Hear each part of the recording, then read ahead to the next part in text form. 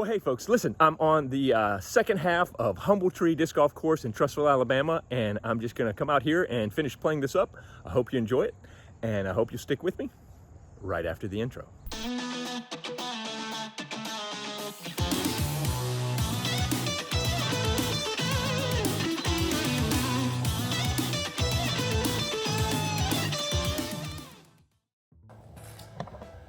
I think I had this problem last time. It's saying 183, but then the signs say 240, 390. It looks longer than 184.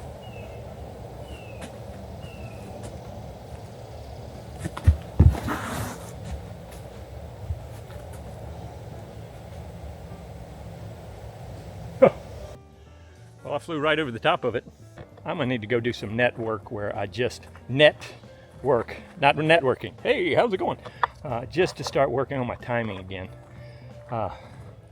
Planning to do it this weekend since it's Labor Day weekend, but I had a chance to get out this morning. Rather come out and play and then go do some work later. So hopefully I'll be diligent enough to do some net work this weekend.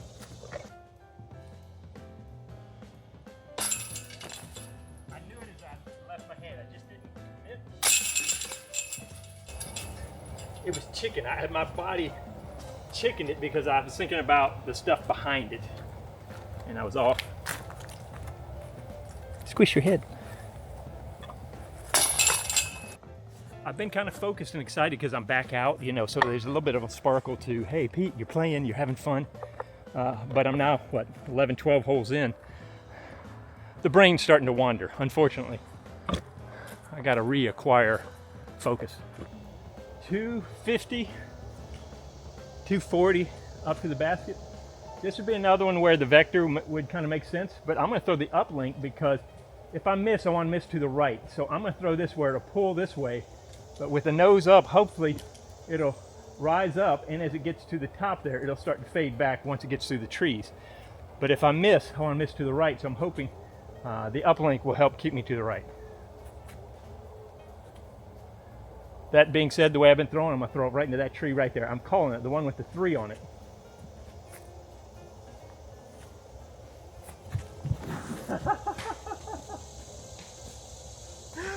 Can you say overcompensation, boys and girls? Yes. Like I said, focus. I've got about, so what, it's been about an hour. I think that's one of the struggles I have with league and tournaments and stuff like that. I've got about an hour in me to where I can pay attention. And then I just need to go run, slam my head in the wall, do something else. Because, man, I can tell I'm at that stage where it's kind of like, who cares? And that's not what you want to have when you're out. You want to have fun. And who cares is good to some degree, but when you're getting ready to throw, you need to lock in. This is nice. That is nice. I could either throw a forehand roller, but that bridge and that log messes with me. This is where I add a few extra strokes.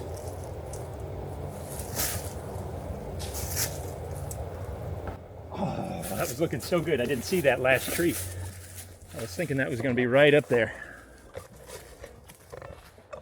Yeah, so this is what I was talking about. On wooded courses, you always want to make sure your miss is longer down the fairway, because if you hit early, you end up getting trapped, and scrambling is just adding strokes because you can't get clean through and make up the distance.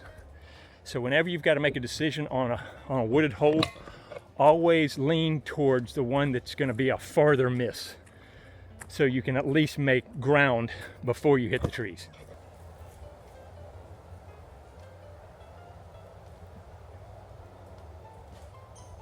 Pete, why'd you cut the video off at 9 holes? Well, I didn't want to waste your time. Bogey. Let's face it, one of your goals is just to go bogey free. Bogeys hurt more than, a couple. I think a bogey is worth like 2 birdies. It just mentally and stuff like that, it bugs you. 216, all right, let's try the glyph. Seems to be the only thing I can throw well today, so.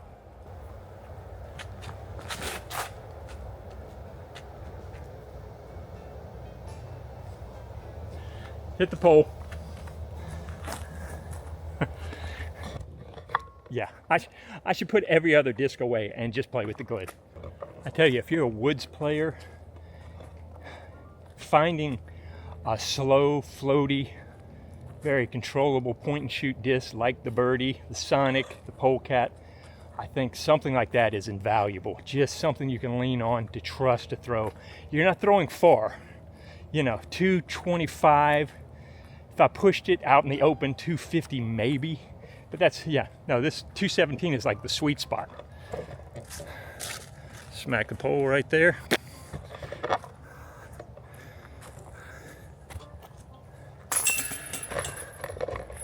And ace would have almost made up for the bogey. Ooh, I forgot about this sneaker. Gee, I wonder what I'm going to throw here, right through that gap. 216, right there. I knew it as I was releasing it. It's kind of like it slid. I want to throw another one, but I won't. I was hoping that wind coming up the hill would help pull it just a little, so I wanted to stay near that tree, but man, I squared it. Sit down. Oh, bad tree, maybe good tree. All right, Pete, care. Focus. I'm gonna try to tell myself before every shot to focus. Hopefully that'll work. Let's say the front part got me overconfident.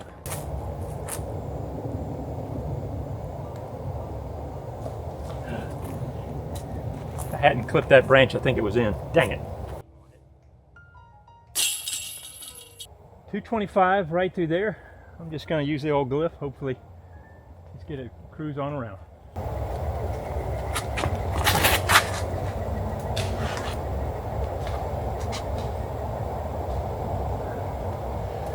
It was inside, but it fought. Good fight. It was close. I just cut it too soon. These courses that are birdie or die have their own kind of pressure that makes it really exciting for tournaments and stuff like that, because you know, it's completely different when you're playing courses where, yeah, you get some birdies, but you're just happy with par. You're really wanting to try to birdie every hole out here.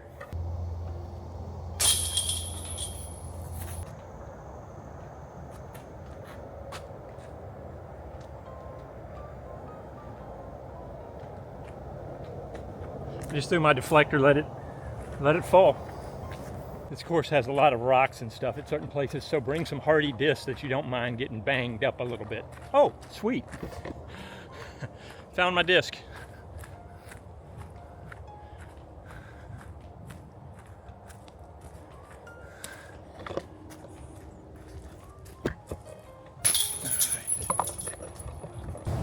Crosswind, I was going to use my Berg X, but I think I'll just throw my Berg.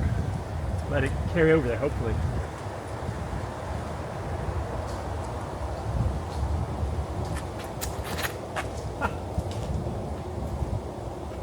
There's my mistake. I think I'm noticing with my focus, I think some of it just comes from tiredness. You know, I'm still building up some resiliency to just being back out. I know we're not running miles and stuff like that, but keeping that focus and your energy up for the entire time is some of the battle, and I'm just not back to 100%. So if I do my math right, I think I threw that 65 feet maybe.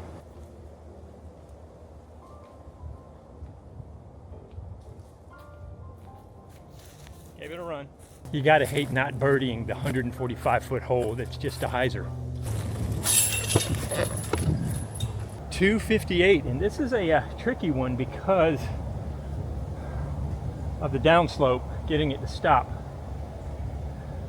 I think a hyzer would not be bad, but we got this headwind and these power lines. I think a forehand. Heck, it's time to try the yarn. The 258 is actually, nah. I gotta go with my bird. Downhill, the good news is I've just got to rip the crap out of it. The bad news, if I don't get it, it's not gonna make the island.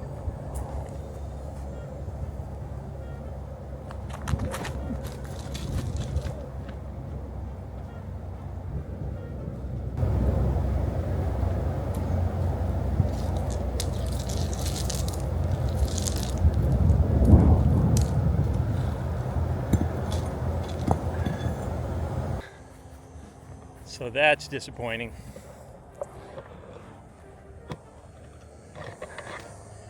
And hey, course designers, I'm pretty sure this is the drop zone here. I can't see red, and I'm assuming there's a red outline or something here. Maybe add a little blue or some blue flags or something else could be helpful, because I'm just having to guess just because of the wear and tear. And from memory, I'm pretty sure this is the drop zone, but I can't see red on grass. I just can't.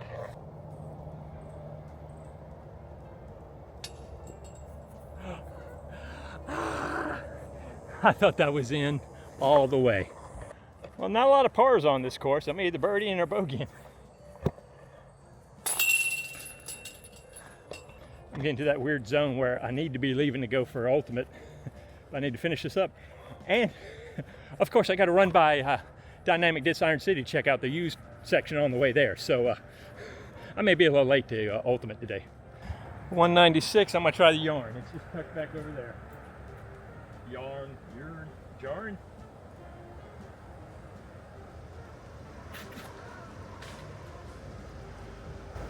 It's nice to know I saw off on both sides. I said to myself, oh, it's just an easy forehand. Just throw it up there. Don't worry that you haven't thrown a lot today. Yeah, it's funny. I'm messing up the easy holes and getting the hard ones. Whew.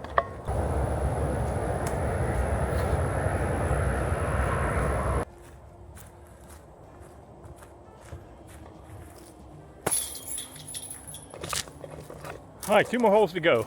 Hey, I appreciate you sticking with me. Please feel free to like and subscribe if it's giving you any value, humor, or just made you want to punch your cat. I'm fine with any of those, but I appreciate you coming around with me. Gee, I wonder what he's going to throw. Have no fear, the glyph is here. Oh, I short-armed it. Oh, me. Did not focus, did not commit. Like I said, I'm blowing the easy ones. If y'all are seeing this back 9, then I'm a lot more humble than I feel, because it'd be so easy not to show the back 9. So hopefully my desire to look like I'm awesome was beaten by my desire to share with y'all the reality of all this. I'll probably show it, but dang it, it'd be easy not to. You know, because you start out every video, you start to build an idea of what it's gonna feel like. And you know, I was like, that's an amazing comeback round, can't be stopped, yeah! Oh. Right as I threw it, a gust. I hope y'all saw that on camera. There's where, I've told you before, that flick putt, if there's wind coming this way or this way, it can get dangerous because it lifts it high quick or knocks it down quick that way. Wow. And that's why I switched to the berg instead of the birdie, because the birdie would have gone even farther, but man.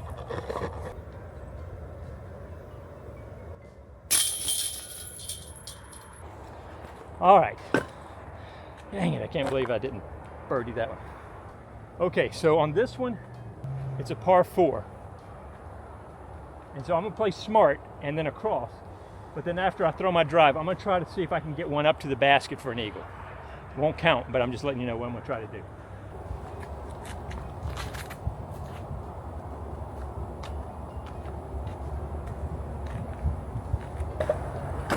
All right, so this does not count, but I'm gonna try to send something out and let it flex back over there.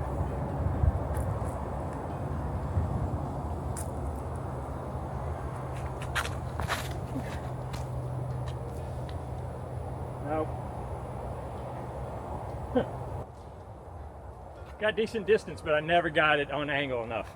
I was thinking, that's my replacement for my tennis ball, and I was thinking it was as flippy as my tennis ball. It's not. I think if you've got a really big forehand, the shot would be to send it out here, because all you gotta do is skip across the road onto the grass that way.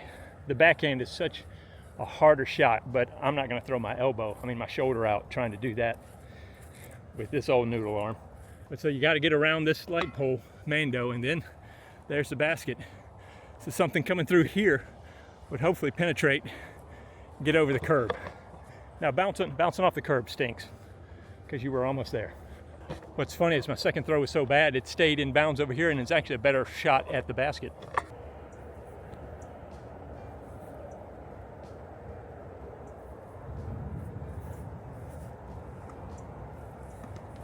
I know for most of y'all that's the most natural to throw the hyzer forehand, that's harder for me because I'm so used to the Anheuser.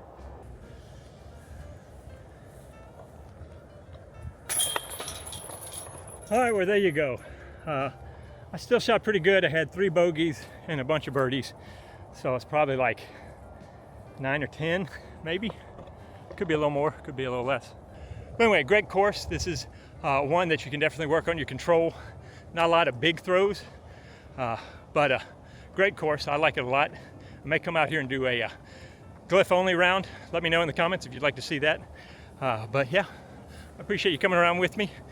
I try to keep these rounds as short as possible, but I mean, there's only so many edits I can do. Plus, if I stop and talk to you along the way, I'm assuming y'all kind of like that, especially if I give tips and stuff like that. Let me know in the comments if you would rather me keep it longer or try to make it much more abbreviated. And I may or may not listen to you because it's my channel. I'll do whatever the heck I want. Anyway, no, I really do appreciate you guys. Thank you so much for coming along, and I do hope to see you out on the course.